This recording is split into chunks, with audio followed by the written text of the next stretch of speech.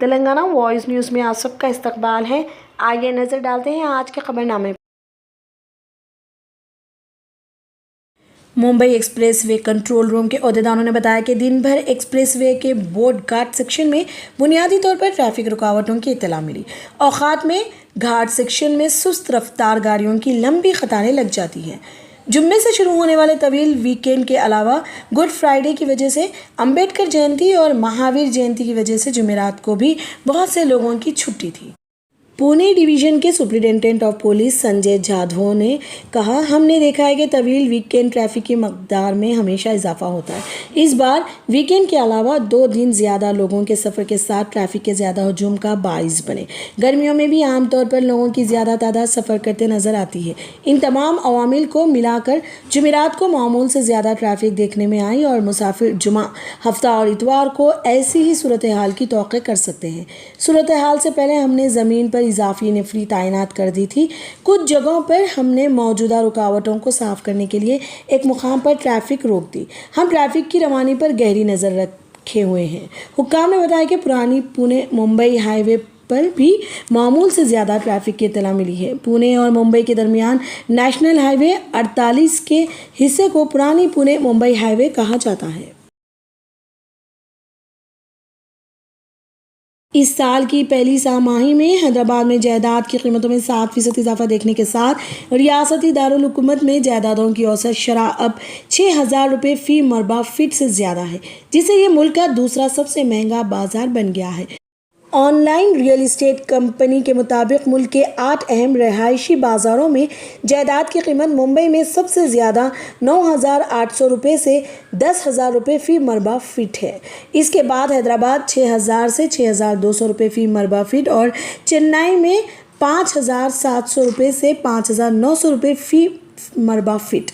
Report میں کہا گیا ہے کہ گھروں کی فروخت میں کمی کے درمیان حیدرآباد میں قیمتوں میں اضافہ جاری رہا، جبکہ Q1 2022 کے دوران گزشتہ سال اسی مدت کے مقابلے میں نئی سپلائی میں 92% اضافہ ہوا۔ شہر میں رہائشی فروخت میں اس مدت میں 15% کمی دیکھی گئی، تاہم سہ ماہی کی بنیاد پر فروخت میں 53% اضافہ ہوا۔ حیدرآباد میں پہلی سہ ماہی میں کل 6,556 یونٹس فروخت ہوئے تھے، جبکہ 3 ماہ کی مدت کے دوران 14,572 نئے مکانات کا آغاز کیا گیا تھا۔ ایک ایسے شہر سے جو زیادہ عرصے پہلے بہترین انوینٹری پروفائل نہیں رکھتا تھا، حیدرآباد اب انوینٹری کے بہت بڑے اسٹاک کی طرف دیکھا جا رہا ہے اور اس میں اضافہ ہوا ہے۔ انوینٹری حیدرآباد میں ریئل اسٹیٹ ڈیولپرز کو 72,651 یونٹس پر مشتمل غیر فروخت شدہ اسٹاک کو فروخت کرنے میں اندازہ 42 ماہ لگیں گے۔ گزشتہ سال اسی مدت میں حیدرآباد میں انوینٹری اوور ہینگ 25 ماہ رہی۔ تلنگانہ کی وزارت خزانہ نے بدھ کے روز ریاست میں فائر سروس، ایکسائز، ممنوع اور جنگلات کے محکموں میں 3,334 ملازمتوں کی اسامیوں کے لیے نوکری کی نوٹیفکیشن کا اعلان کیا۔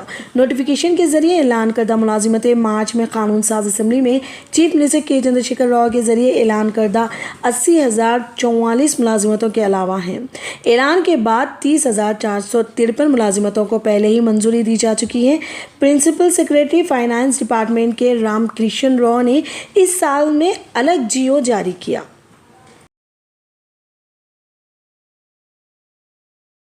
حیدرآباد جمعرات سے موسم گرما کے موجودہ حالات سے کچھ چھٹکارا حاصل کرنے کے لیے تیار ہے۔ انڈین میٹرولوجیکل ڈپارٹمنٹ کی پیشن گوئی کے مطابق مغربی ودربھا سے جنوبی اندرونی کرناٹک تک گرد کا سلسلہ اب مغربی ودربھا سے شمالی اندرونی کرناٹک تک مراٹھواڑہ کے اس پار سمندر کی سطح سے 0.9 کلومیٹر بلندی پر ہے۔ حیدرآباد میں اگلے 4 دنوں تک آسمان جزوی طور پر ابر آلود رہے گا۔ شام یا رات کے وقت گرج چمک کے بادل بننے کا امکان ہے۔ زیادہ سے زیادہ اور کم سے کم درجہ حرارت بترتیب 39 ڈگری سیلسیس اور 25 ڈگری سیلسیس کے قریب رہنے کا امکان ہے۔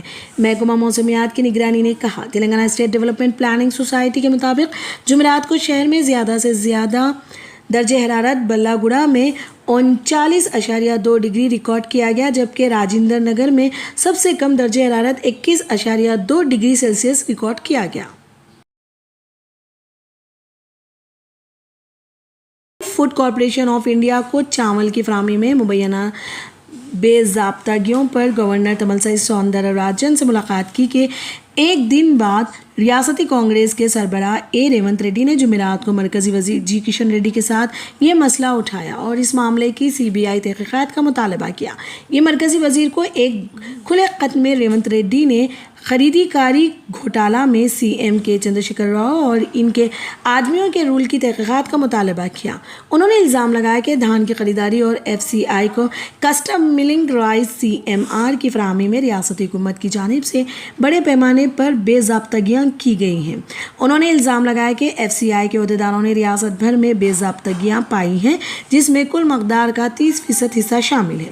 गवर्नर को पेश की गई मेमोरेंडम में कांग्रेस ने मरकजी वजीर जी किशन रेड्डी के इन इल्ज़ामात का हवाला दिया था कि गुज़िश्ता 2 खरीफ सीज़न में 8 लाख टन से ज़्यादा की खरीदारी FCI के हवाले नहीं की गई थी।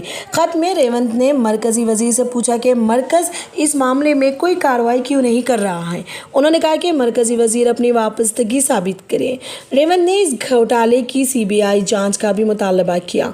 उन्होंने मरकज़ी वज़ीर से मुतालबा किया कि 2014 से अब तक की गई तमाम CMR मख्तस की तहक़ीक़ात की जाएँ और राइस मिल से इनकी मिलों पर कब्जा करने के बाद अवाम के पैसे की वसूली की जाए।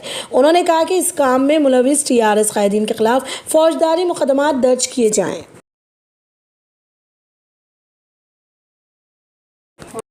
फिलहाल के लिए खबरनामा इतना ही। देखने के लिए आपका बहुत बहुत शुक्रिया। अगर आप नए हैं इस चैनल पर तो सब्सक्राइब ज़रूर कर लें और बेल आइकन भी दबा लें ताकि हमारी हर खबर आप तक पहले पहुंचे।